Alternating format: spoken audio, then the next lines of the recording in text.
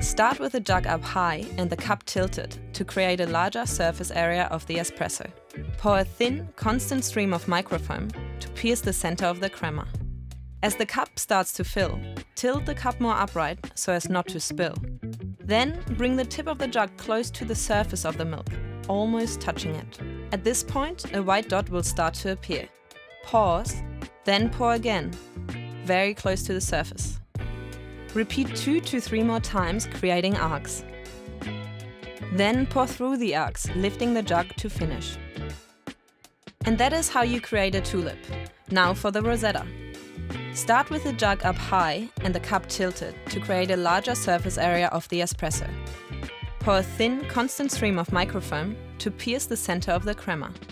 As the cup starts to fill, tilt the cup more upright so as not to spill. Then bring the tip of the jug close to the surface of the milk, almost touching it. At this point, a white dot will start to appear. Keep steadily pouring, making the dot larger, gently moving your jug from left to right, creating leaves. Then, pour through the leaves, lifting the jug to finish. Good luck with your journey!